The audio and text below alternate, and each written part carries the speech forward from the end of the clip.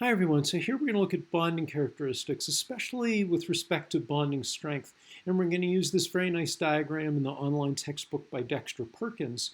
The name of this diagram is called the Arkel-Ketelaar diagram, Ketelaar.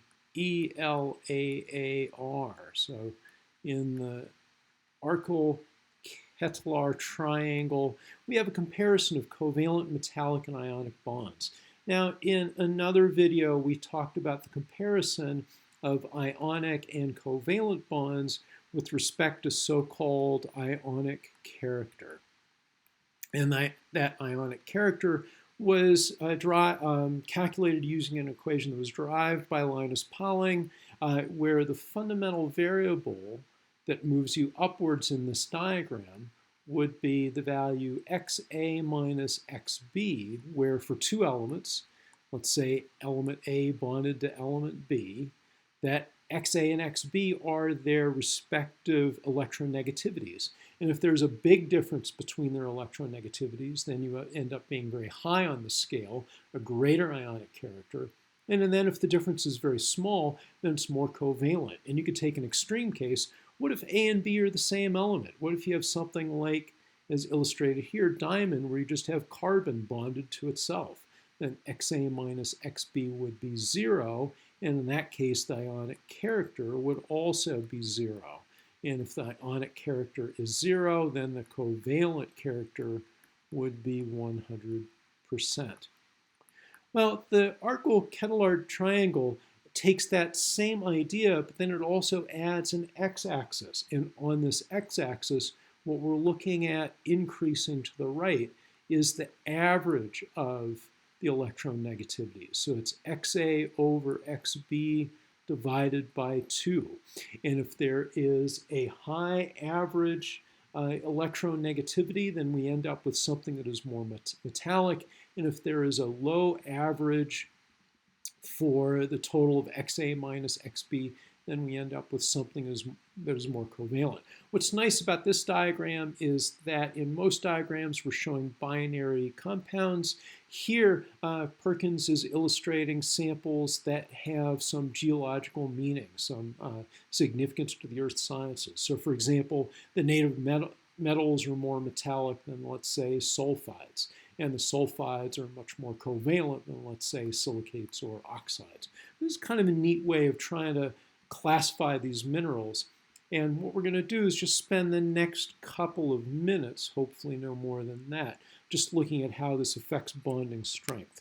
So coming back to ionic character, if we plot xa minus xb, we would have ionic over here on the right, where we have a large difference, and then covalent over here on the left. As a proxy for strength, we can look at the melting temperature, T sub m. So let's plot a couple of things, just kind of roughly qualitatively. If we take halite or sodium chloride, that has a melting temperature of about 801 degrees centigrade, and that is a fairly high xa minus xb. Corundum is a little more covalent. We'll just write it as the compound Al2O3, and it has a melting temperature of about 2040 degrees centigrade. What's interesting, though, is that this is we're not going to have a perfect correlation for all compounds. And we're going to show you another example here. If we plot, let's say, quartz, SiO2, it is more covalent. It is further to the left, but it is less than 2040 for its melting temperature. Its melting temperature is about 1670 degrees centigrade. And then if we plot, instead of diamond, let's do graphite. Just for the sake of consistency, all of these temperatures here are measured at 1 atmosphere. Of course, diamond is not stable at 1 atmosphere. That requires higher pressures. So if we plot graphite, we'd still get a very, very high melting temperature. It's very close to diamond. Diamond's at about 4,030. I think graphite's a little over 3,800 degrees centigrade, so let's just write it as 3,800 plus. So the key thing here is that we get a rough negative correlation. as we might expect if we think that ionically bonded substances are weaker than covalently bonded substances. But it's not a perfectly negative or monotonic relationship.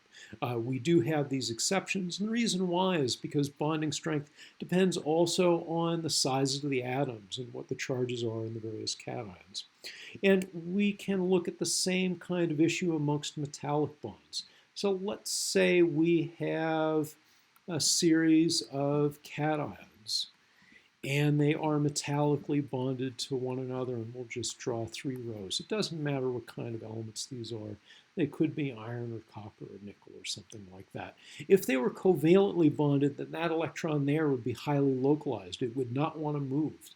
But in a metallically bonded substance, it's delocalized and it's free to move around the structure. And so one way of thinking about metallically bonded substances is that these cations are surrounded by a sea of electrons. And that affects the kinds of properties that we have for metals that we're all going to be familiar with. So for example, if these electrons are loosely bound, both electrical and thermal conductivity would go up. The metals are very poor conductors of light. So if we had a very thin layer of aluminum foil, for example, no matter how thin that foil is, if photons come in, they're going to bounce off. We're not going to get very much light coming in through the other side. The reason why, when a photon hits one of these loosely bound electrons, those electrons just scatter instead of transmitting that energy through the substance. So these loosely bound electrons have a huge impact on the material properties. One final thing about metallically bonded substances, though, is, let's clear the chalkboard again, let's say we melt them. So we'll now have our cations, instead of in an ordered atomic arrangement, they're just in some kind of random arrangement, but there's still the sea of electrons that are moving around these various cations. Well, the metallic bonds are still at work. The metallic bonds really aren't destroyed until we boil this material and we take these various cations and move them away from one another. So it's really only at the boiling point, not the melting point, that we begin to break down the structure. Let's just take a couple of examples. Let's take iron and silver. We could look at their melting point, T sub m, as a measure of bonding strength. And it would be about this value here for iron and quite a bit less for silver. So why would they have such different melting points? Well, one reason why is that it can depend on how many electrons are being thrown off by these cations.